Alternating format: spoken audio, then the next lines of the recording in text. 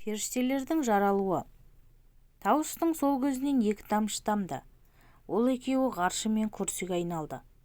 Мүбарактың оң құлағынан 2 тамшы үзіліп барып, Жебірейіл мен Мәкәйіл періштеге айналып шыға келді. Сол құлағынан үзіліп түскен 2 тамшыдан Ысырапыл мен Әзірейіл періштені сомдады. Самайынан аққан тамшылардан миллиондаған періште қалқып шықты.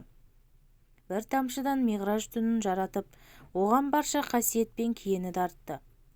Біреуінен қанатты пырақтарды бейнелеп, ақырдың соңында менің пайғамбарым Мұхаммед саллаллаху алейхи уассалам маған адам бейнесінде қонаққа келеді.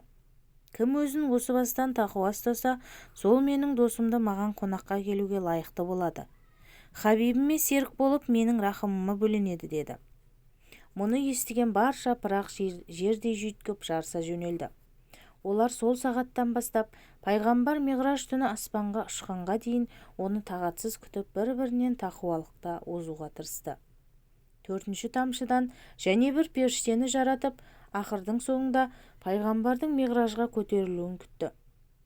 Менің дәргейіме жақындаған кезде періште де пырақта жылжи алмай дәрменсіз халге түседі. Сол кезде осы жайнамаз ғана Хабибімді маған жеткізе алады.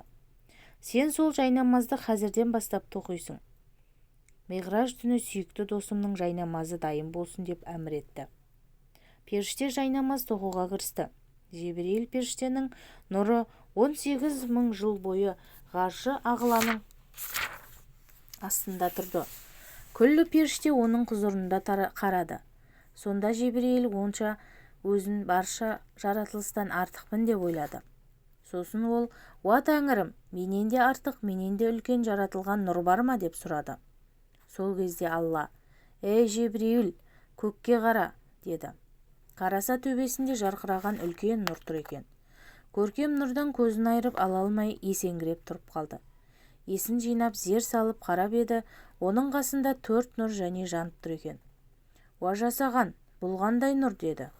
Тәңірі тағала, «Ей Жебірейіл, әдепті бол, сенің сөзіңді осы нұрдың бір тамшысынан жараттым.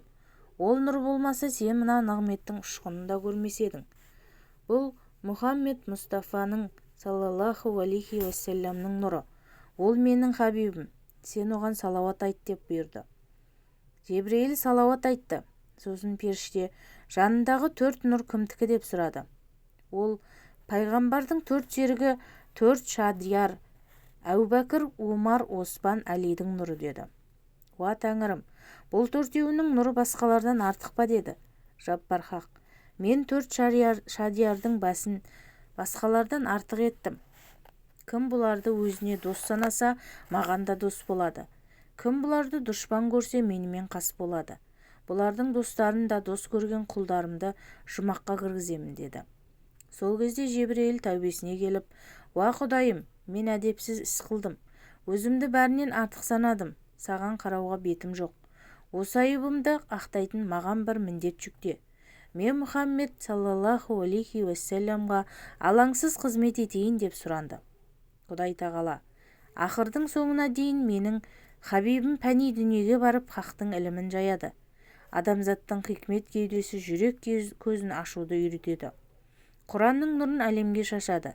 Оның дәрежесі қандай ұлық болса, міндеті де сондай ауыр. Миғраж түні болғанда пайғамбар дәргейіме қонаққа шақырамын. Сен ол түні оны пырақпен бірге аршы әлемін аралатып қыдыртасың. 7 тозақ, 8 пейішті көрсетесің» деді. Осылайша Жебірейілдің көңілі жайланды. Тауыстың тұмсығынан 8 тамшы және тамды. Одан 8 жұмақ жаралып, айнала нұрлана түсті. Аяғынан себелеген 7 тамшыдан 7 түрлі тозақ жаралған екен. Қиссаның соңы.